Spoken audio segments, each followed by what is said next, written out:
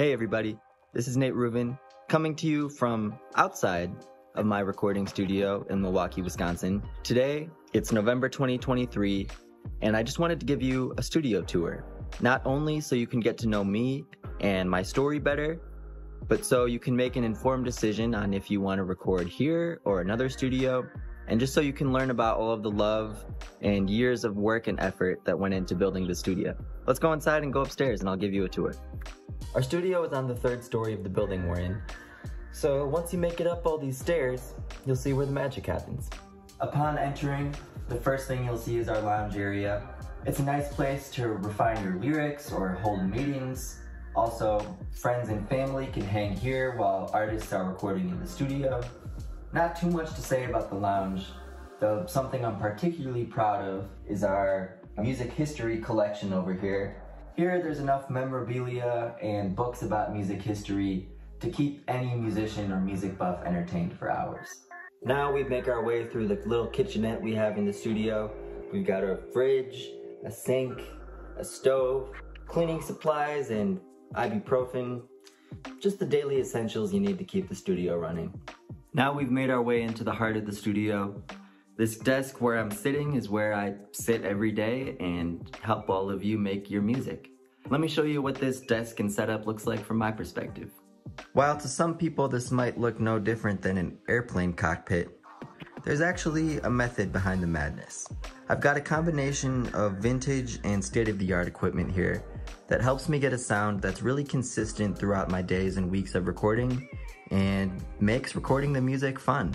Here we got one of our prized pieces, the SSL UC1, which makes its way onto just about every single mix that I do.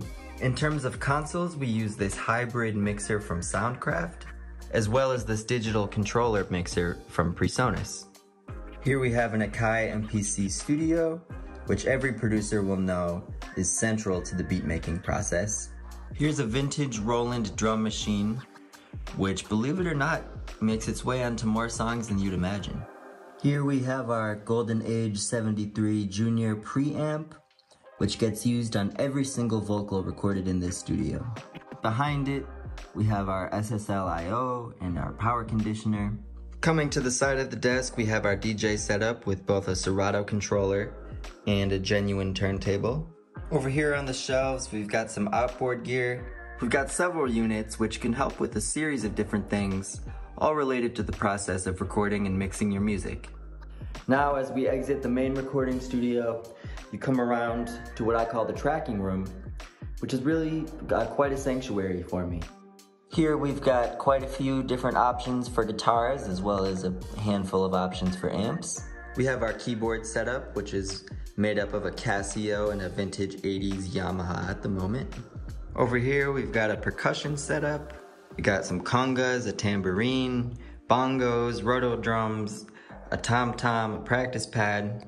We have this beautiful electric string bass given to me by a dear friend, Jordan.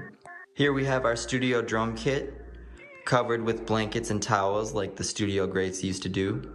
And believe it or not, this was actually the first instrument I ever played, and perhaps this kit is the reason why I am where I am today. And of course we have a restroom up here because I can't think of anyone that would want to endure a long studio session without stopping in here once or twice. And last but certainly not least, we've got our vocal booth, which can also serve as really an isolation room to record any instrument that you want soloed, be it an acoustic guitar, percussion, individual drums, but most days this room gets used to record vocals.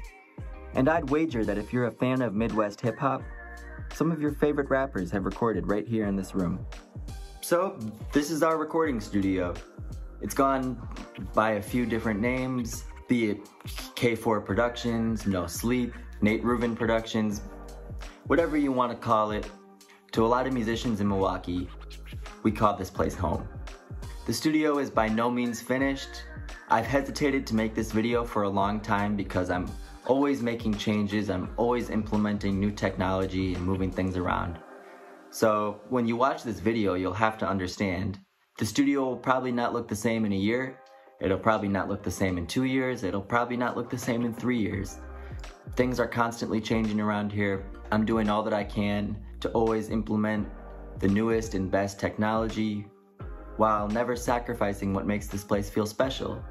And to me, what makes this place feel special is that beyond the equipment, beyond the computers and instruments, it's a comfortable place where we can express our ideas, create new relationships, and make beautiful music. Thanks for watching this tour. I really hope you enjoyed the video. I'd love it even more if you paid the studio a visit and we got to work on some tracks together. This has been NateRuvin, coming to you from Milwaukee, Wisconsin. I won't take up too much more of your time, and while I'm at it, I'm gonna get back to making some music. Thank you.